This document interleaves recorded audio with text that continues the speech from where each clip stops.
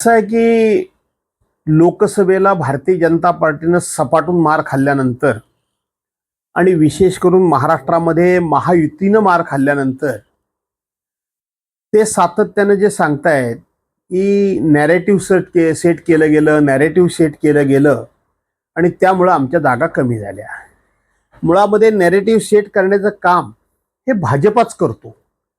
हे भाजपा करतो, दुसरं कोणी करत नाहीये. आत्ता सुद्धा त्यांना मुद्दामून ते हिंदू मुस्लिम हिंदू मुस्लिम हिंदू मुस्लिम करायचं आहे आणि हिंदू मुस्लिम करून नॅरेटिव्ह सेट करून आपली खालावलेली पत ते सुधारू पाहतायत, परंतु ते सुधारणार नाही. तुम्ही कधी लव जिहाद म्हणा, कधी ओढ जिहाद म्हणा. आता तुम्ही काय करताय की उद्धव साहेब काय म्हणाले की औरंगजेब, कोण औरंगजेब? की जो औरंगजेब आपल्या आत्ताच्या सैन्यामध्ये होता, सैन्यामध्ये ज्यानं पाकिस्तानच्या विरोधात ज्याने अनेकांना कंठस्नान घातलं, पाकिस्तानच्या अतिरेक्यानं घातलं, तो रजेवर गेल्यानंतर त्याला पाकिस्तानच्या अतिरेक्यांनी मारला आणि म्हणून तो मारला त्याचा आम्हाला अभिमान आहे. तो आमचा देशभक्त म्हणून, आमचा सैनिक म्हणून हे उद्धव साहेब बोलले. पण 17व्या शतकातल्या औरंगजेबाबरोबर या औरंगजेबाला जोडण्याचं ह्यांनी काम केलं. म्हणजे नावानं धर्मानं तो मुसलमान असला तरी तो राष्ट्रभक्त म्हणून तुम्हाला चालत नाही. आम्हाला तो राष्ट्रभक्त चालतो. त्याची जात कुठली असली, त्याचा कुठला धर्म असला तरी आम्हाला त्याचा काही द्वेष नाही.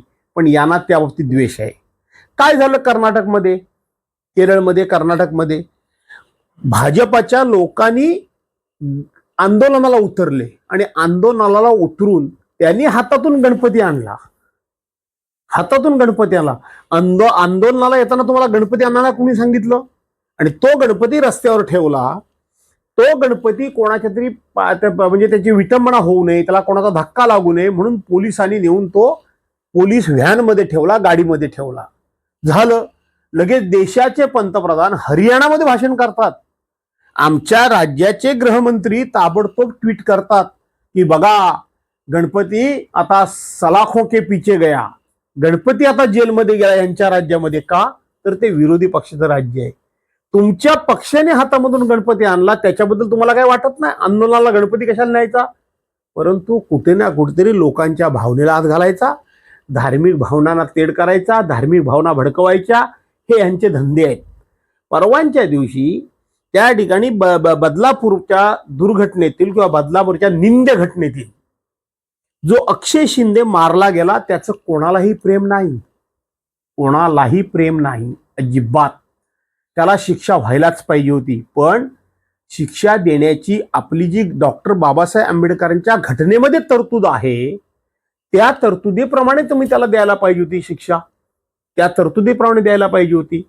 त्याच्याऐवजी तुम्ही त्या संस्थेशी संबंधित असलेले लोक आज गेले कित्येक दिवस तुम्हाला सापडत नाही आणि म्हणून तो जर त्या ठिकाणी त्यांनी काही पुरावे त्याच्याकडे होते किंवा तो जर बोलला असता तर काही लोक अडचणीत आले असते आणि म्हणून त्याला मारला का हा संशय निर्माण या ठिकाणी झालाय.